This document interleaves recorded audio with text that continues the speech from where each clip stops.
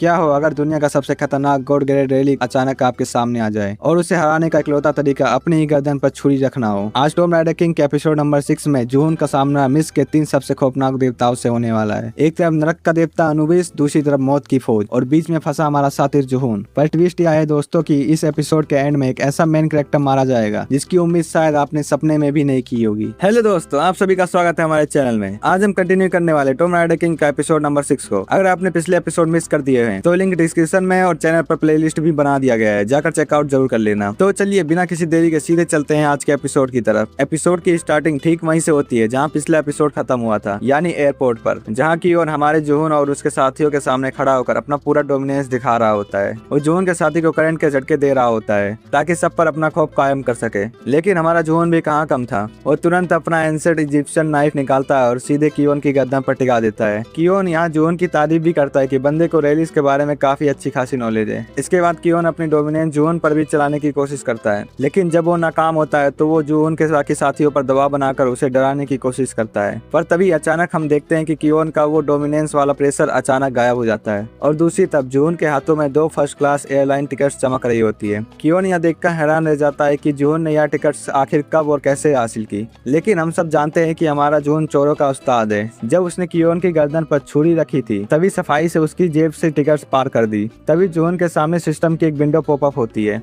जो उस रेलिक की डिटेल्स बताती है। यह रेलिक एसएस ग्रेड यानी गॉड ग्रेड का एक कंज्यूमर रेलिक है जिसका नाम दी लोनेली गॉड्स इनविटेशन होता है। सिस्टम यह भी बताता है कि फिलहाल जून का डोमिनेंस इतना ताकतवर नहीं हुआ है कि वो इतने हाई ग्रेड रेलिक को पूरी तरह डोमिनेट कर सके। इसके बाद कियोन अपनी पावर के दम पर फिर से जून को धमकाने और डराने लगता है। दूसरी तरफ जून मन ही मन सोच रहा होता है कि क्या यह बंदा सच में पूरी रेलिक पावर हमारे खिलाफ इस्तेमाल करने वाला है। वैसे ही यह रेलिक भी उस आयरन हिल्टन वाली रेलिक की तरह ही एक पैरासाइटिक रेलिक ही है, इसलिए जून दूर से यह अंदाजा नहीं लगा पा रहा था कि कियोन ने उस रेलिक को अपने शरीर में कहाँ छिपा रखा है। और तो और कियोन ने एक आर्मर रेलिक भी पहन रखा है, यानी फिलहाल सीधा हमला करके कियोन का कुछ बिगाड़ना तो काफी मुश्किल है। तभी जून बात घुमाते हुए कहता है, कियोन क्या तुम इस रेलिक के बारे में सब कुछ पूरी दुनिया के सामने जाहिर करना चाहते हो? अगर सबको रेलिक के बारे में पता चल गया तो बवंडर आ जाएगा। कियोन हंसते हुए जवाब देता है, कोई बात नहीं, जब तुम लोग जिंदा ही नहीं रहोगे तो बाहर बात कैसे जाएगी, मैं सब कुछ साफ कर दूंगा। कियोन अपना खतरनाक डोमिनेंस सब पर एक साथ रिलीज कर देता है जिससे जून और उसकी टीम को बिजली के झटके लगने लगते हैं। लेकिन ठीक उसी वक्त एंट्री होती है हमारे क्रो की।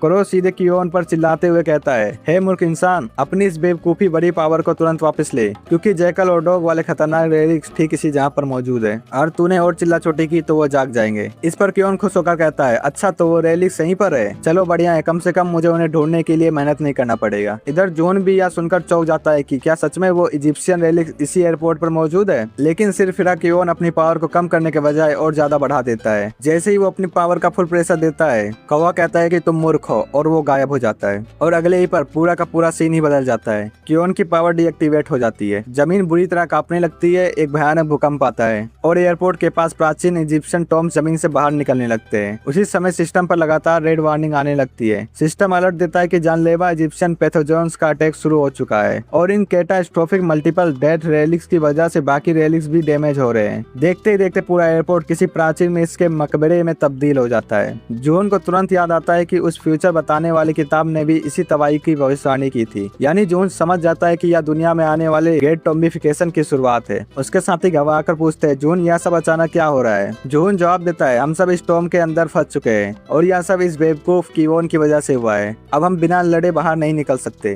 कियोन भी आसपास का नजारा देखकर अंदर से हिल जाता है क्योंकि उसने अपनी जिंदगी में ऐसा खौफनाक मंजर कभी नहीं देखा था। जून मन ही मन सोचता है कि इस वक्त पूरी दुनिया में जगह जगह ऐसे ही खतरनाक टॉम्स निकल रहे होंगे, पर उसने इस बात पर पहले ध्यान क्यों नहीं दिया। अभी वह सोच ही रहा होता है कि अचानक से धुंध में से एक सफेद कुत्ता बाहर आता है। जून उसे देखते ही पहचान जाता है कि यह सेट रेलिक का हिस्सा है। प्राचीन इजिप्ट की पौराणिक कथाओं में सेट को रेगिस्तान, अंधेरे, तबाही और बुराई का देवता माना जाता था। तभी उसके बाद एक काला कुत्ता भी सामने आता है जिसके गले में हरे रंग के चमकीले जेम्स वाला एक पट्टा बना होता है। यहाँ ट्विस्ट यह है कि वो काला कुत्ता और उसके गले का पट्टा 2 अलग अलग जीवित एंटिटीज होते हैं। गले का वो पट्टा इंसानी आवाज में बोल उठता है, तुम जैसे तुच्छ और मामूली इंसानों की यह मजाल जो तुमने हमारी नींद में खलट डाला। जून अपने साथियों को सावधान करते हुए बताता है कि वो काला कुत्ता कोई मामूली जानवर नहीं है बल्कि खुद अनुबिस है और उसके गले में बोलने वाला पट्टा ओसोरिस है। ओसोरिस प्राचीन इजिप्ट में फर्टिलिटी और आफ्टर लाइफ का देवता माना जाता है, जिसके पास मुड़ी हुई लाठी और फ्लेयर जैसे हथियार होते हैं, जबकि अनुबिस मौत और अंतिम संस्कार का देवता है जो मरे हुए पापियों की आत्माओं को नरक का रास्ता दिखाता है। लेकिन डरने के बजाय हमारा जोन तो मन ही मन बेहद खुश हो रहा था, क्योंकि एक साथ तीन गॉड ग्रेड रेलिक्स उसके सामने खुद चलकर आ गए हैं। इधर वो सफेद कुत्ता हवा में कुछ अजीब सी स्मेल सूंघने लगता है। उसे समझ आ जाता है कि यहाँ माहौल में कुछ तो गड़बड़ है। ओसिरिस उससे पूछता है, डिग्निटी तुम्हारा साथी सेट कहाँ है? यह सुनते ही वह सफेद कुत्ता गुस्से से लाल पीला हो जाता है, जिसे देखकर जोन समझ जाता है कि इनका मूड पहले से ही काफी खराब है।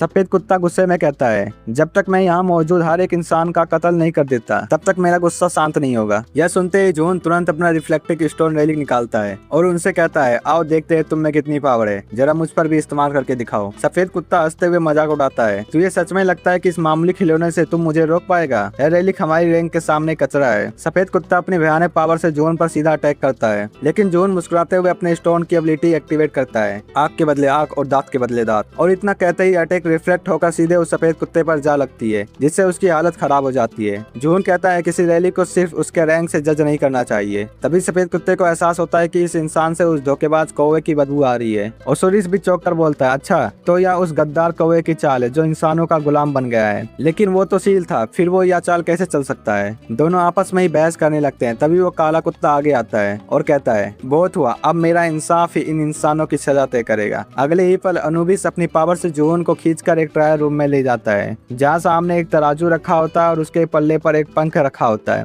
जोन को इस ट्रायल के बारे में पहले ही सब पता था, क्योंकि पास्ट में स्टॉर्म को क्लियर करने वाले एक बंदे से उसने सारी सीक्रेट जानकारी हासिल कर रखी थी। अनुबिस घोषणा करता है, यह स्केल ऑफ जजमेंट है, यहाँ तुम्हारे गुनाहों का हिसाब होगा और तुम्हारी किस्मत का फैसला किया जाएगा। उस हॉल में आसपास 5 रहस्यमय जजेस भी होते हैं। जोन मन ही मन मुस्कुराता है, क्योंकि उसे पता था कि यहाँ अनुबिस बेहद आसान सवाल पूछेगा, जिनका जवाब बस नहीं में देकर उस ट्रायल को आसानी से पास किया जा सकता है। अनुबिस पहला सवाल पूछता है, सच बता इंसान, क्या तूने कभी लाइफ में कोई चोरी की है? यह सवाल सुनते ही जोन का मुंह बन जाता है, क्योंकि सवाल जितना सीधा था जोन का रिकॉर्ड उतना ही काला था। अनुबिस दूसरा सवाल पूछता है, क्या तूने कभी किसी से झूठ बोला है? और तीसरा सवाल, क्या तूने किसी की जान ली है? जोन अंदर से पूरी तरह परेशान हो जाता है। दरअसल पास्ट में जिस बंदे ने स्टॉर्म को क्लियर किया था वो उस वक्त का एक मासूम बच्चा था, जिसने अपनी जिंदगी में कोई बड़ा पाप नहीं किया था। इसलिए उस बच्चे ने सच बोलकर यह ट्रायल आसानी से पार कर लिया था। लेकिन हमारा जोन तो महासातिर और पापी ठहरा। जोन को चुप देखकर अनुबिस अपना आखिरी फैसला सुना देता है, अब तुमसे और कोई सवाल नहीं पूछा जाएगा, तुम एक नीच पापी इंसान हो और तुम्हारी जगह सिर्फ नर्क में है। अनुबिस अगले ही पर जोन को सीधे नर्क की आग में नीचे गिरा देता है। जब जोन की आग खुलती है तो वो देखता है कि वो मरा नहीं है, लेकिन उसके चारों तरफ खौफनाक ज़ॉम्बीज़ का लश्कर खड़ा है। जोन जमीन से खड्डी उठाकर ज़ॉम्बीज़ से लड़ने लगता है और चिल्लाकर कहता है, मैं यहाँ मरना नहीं चाहता। लेकिन तभी वहाँ अचानक हमारा कौवा प्रकट होता है। उधर बाहर टॉम के मैदान में सब लोग देख रहे होते हैं कि अनुबिस के उस जजमेंट स्फीयर के अंदर क्या चल रहा है। तभी सफेद कुत्ता और ओसिरिस देखते हैं कि उस मजबूत जजमेंट स्फीयर में अचानक दरारें पड़ने लगी है। आज तक के इतिहास में ऐसा कभी नहीं हुआ था कि कोई इंसान अनुबिस के जजमेंट स्फीयर को तोड़ पाए, और अगले ही धमाके के साथ हमारा जोन उस स्फीयर को चकनाचूर करके बाहर निकल आता है। दोनों इजिप्शियन गॉड्स हैरान रह जाते हैं कि एक मामूली इंसान ने यह कारनामा कैसे कर दिखाया। तभी उनकी नजर जोन के कंधे के पास क्रोप पर पड़ती है, वही गद्दार कौवा जिसे अपने कर्म पर जरा भी पछतावा नहीं था। तभी बेहाल हालत में अनुबिस भी वापस बाहर आ जाता है। उसकी हालत देखकर सफेद कुत्ता समझ जाता है कि क्रो ने अनुबिस को अंदर बुरी तरह ओवरपावर कर दिया है। सफेद कुत्ता गुस्से में क्रो से पूछता है, तू तो सील था, तू बाहर कैसे आया? और तू इतना गिर गया है कि इंसानों का साथ देकर अपने ही साथियों की पावर सुराने लगा? जोन मुड़कर कौवे से पूछता है, क्यों कौवे, यह जो कह रहे हैं क्या वो सच है? क्रो बस एक मुस्कान दे देता है। सफेद कुत्ता गरजते हुए कहता है, चलो ठीक है, अब मैं तुम सबको एक साथ मिटा देता हूँ। वो अपनी पूरी ताकत से हमला करता है, जिससे जमीन से मम्मी स्टाइल के अनगिनत ज़ॉम्बीज़ की फौज खड़ी हो जाती है। कौवा तुरंत पीछे हटते हुए जोन से कहता है, अब यहाँ से तुम संभालो, इसके आगे मैं कुछ नहीं कर सकता।